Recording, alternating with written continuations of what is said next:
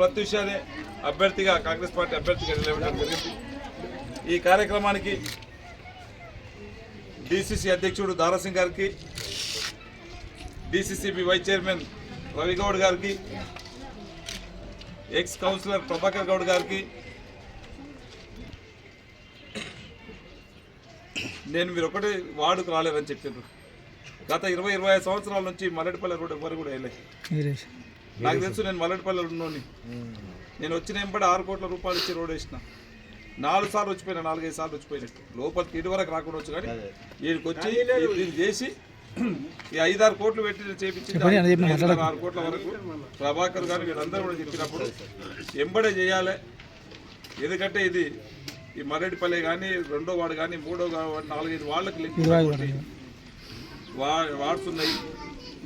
దీన్ని ఖచ్చితంగా ఎంత ఇబ్బంది ఉన్నా చేయాలని చెప్పి ఇమ్మీడియట్ నేను ఎమ్మెల్యే గెలిచిన తర్వాత 5.5-6 కోట్ల రూపాయలు పెట్టడం జరిగింది. ఈ వార్డులకు మాత్రమే. ఇదే కాకుండా ఈరోజు తాండూరులో ఉన్నటువంటి ప్రతి వార్డు కూడా వాస్తవంగా ఇబ్బందికరంగా ఉంది. గత 10 సంవత్సరాల నుంచి పట్టించుకున్నటువంటి నాతులు లేదు. మున్సిపల్ అంటే మున్సిపల్ కౌన్సిల్ని మనం గెలిపిస్తే కౌన్సిల్ సమస్యలు చర్చించడానికి కూడా వాళ్ళకి టైం దొరకలేదు. ఎజెండాలు పైసలు ఇచ్చి పాస్ చేయించుకున్నారు, కానీ ఏదైతే వార్డుల సమస్యలు ఉన్నాయో ఈ సమస్యలు ఏ విధంగా పరిష్కరించాలి అని ఒక్కరోజు కూడా డిస్కషన్ చేసినటువంటి పాపం ప్రభాకర్ టీంకు తెలుసు. వాళ్ళకి అంత ఇబ్బంది పెట్టారు గతంలో అదే బీఆర్ఎస్ నాయకులు.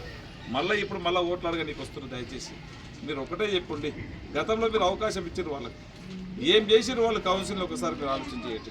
ఒక మున్సిపల్ కమిషనర్ పెట్టడానికి వాళ్ళ నుంచి కావాలి. ఇన్ఛార్జి కమిషనర్లను పెట్టుకొని ఆర్డీఓనో ఎవరినో పెట్టుకొని వాళ్ళ ఇష్టం వచ్చినట్టు పెట్టుకొని వాడు ఏం చెప్తే అది చేసుకున్నారు, కానీ మున్సిపల్ అభివృద్ధికి ఎప్పుడు కూడా వాళ్ళు పాటుపడినటువంటి దాఖలాలు లేవు. ఈరోజు నేను వచ్చిన తర్వాత దాదాపు 100 కోట్లు మున్సిపాలిటీకి ఇచ్చాను. వాస్తవంగా వాటర్ సమస్య అంటా ఉన్నారు. వాటర్ సమస్య ఉన్నది ఇక్కడ.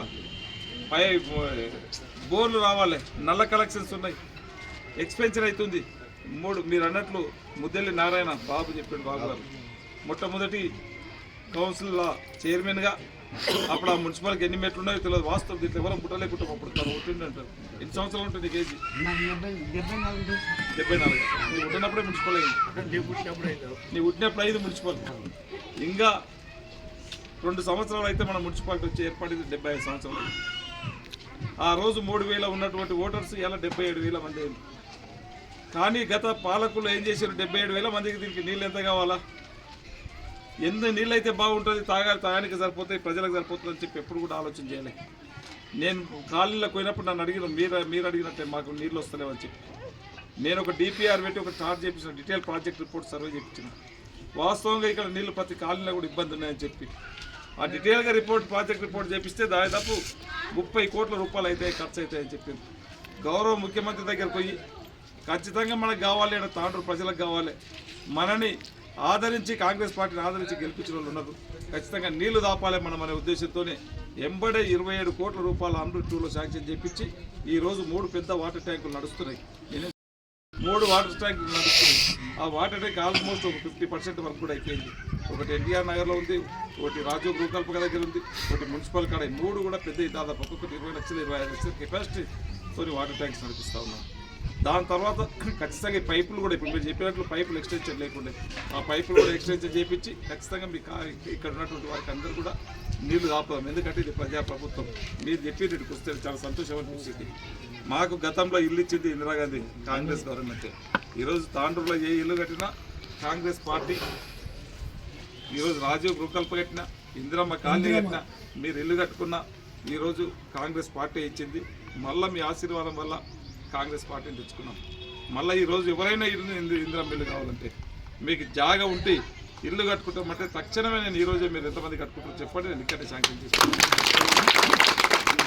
మీరు ప్లాట్ ఉన్నది మాకు మేము కట్టుకుంటామంటే ఇదే 5 లక్షల రూపాయలు నేను శాంక్షన్ చేస్తాను, మీరు కట్టుకోండి ఎంతమంది.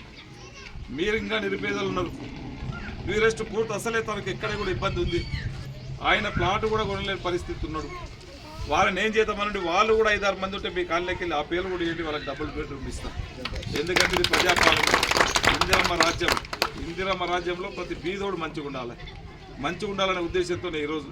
గతంలో మీరు చూసి ఇప్పుడు తమ్ముడు చెప్పిండు మాకు అన్నీ కూడా స్కీమ్స్ వస్తూ ఉన్నాయి. రేషన్ కార్డు వస్తుంది, సన్న బియ్యం వస్తున్నాయి, 200 యూనిట్ల వాళ్ళకి కరెంట్ వస్తుందని చెప్తుండే. దాని దగ్గర పోతలేను. మీరు ఆలోచన చేసుకోండి. నేను గెలిచిన తర్వాత తాండ్ర అభివృద్ధి చూడండి. మీరు నుంచి వికారాబాద్ పోవాలంటే రోడ్డుకి ఎంత టైం పడుతుందో ఒకసారి చూడండి. ఇప్పుడు బసిరాబాద్ గారి నుంచి ఇప్పుడు ఈరోజు అగ్గనూరు నుంచి మైల్వార్ రోడ్ ఎట్లా అవుతుందో ఒకసారి చూడండి. పని చేయడానికి మన ముఖ్యమంత్రి గారు ఉన్నారు, డబ్బులు తీసుకురానికి మన ముఖ్యమంత్రి గారితో నేను తీసుకొస్తా కొట్లాడి. నేను ఇక్కడ నుంచి మీకు కావాల్సింది, మీరు నాకు కావాల్సింది మన కౌన్సిలర్ని గెలిపించేయండి. నేను ఇక్కడ డబ్బులు తీసుకొచ్చి ఈ వార్డుకు కావాల్సినటువంటి సౌకర్యాలు అన్నింటినీ కూడా చేసి ఇచ్చే బాధ్యత నేను తీసుకుంటాను. ఎందుకంటే పైసలు ఇచ్చేటప్పుడు నేను ఇక్కడ కూడా మన కౌన్సిలర్ ఉంటే అన్ని విధాలు అభివృద్ధి చేసే బాధ్యత ఉంటుంది, అన్ని విధాలు అభివృద్ధి చేయడానికి అవకాశం ఉంటుంది. ఈడ మన కౌన్సిలర్ లేకుంటే నేను ఆడ డబ్బులు ఇవ్వడానికి ఇబ్బంది అవుతుంది, ఎందుకంటే మనోడు ఉన్నాడు కనుక. ఈ వార్డు బాగుండాలంటే ఇక్కడ నేను డబ్బులు తీసుకురావడానికి నేను సిద్ధంగా ఉన్నా. ఇది కూడా మనోళ్ళు ఇక్కడ మనోళ్ళు ఉంటే ఈజీగా అవుతుంది, ఎందుకంటే నేను ఈ వాళ్ళు చేయమని చెప్పి కౌన్సిలర్ పారిస్తే ఆయన ఇష్టం వచ్చిన తర్వాత పెడతాడు. మనోళ్ళకి న్యాయం జరగదు, మనం చెప్పిన తర్వాత న్యాయం చేయమంటే చేయడు. నేను ఇక్కడ మాట ఇచ్చిన కమ్యూనిటీ అది అని చెప్పి ఆ వార్డుకు అని ఆ కౌన్సిలర్కి ఇస్తే ఏం చేస్తాడు, ఆయన ఇష్టం వచ్చి తన పెట్టుకుంటాడు, ఇబ్బందికరం అవుతుంది. కనుక ఆయన తీసుకొచ్చే ఫండ్స్ ₹1 కూడా ఉండదు. తప్పిదారి ఒకవేళ ఆయన తప్పిదారి మరి గెలిచిందంటే ఆయన ₹1 కాదు, ఒక ఎంటుక ప్రమాణం ఫండ్స్ తీసుకొచ్చే అవకాశం లేకుంటుంది కూడా. ఎందుకంటే డబ్బులు ఏది ఇచ్చినా నేనే ఇవ్వాలా, ఏం చేసినా నేనే చేయాలా. మీరు కూడా ఖచ్చితంగా రూలింగ్ గవర్నమెంట్ ఉన్నది, మీరు ఆశీర్వదించండి, ప్రత్యూషని గెలిపియండి. మీకు కావాల్సిన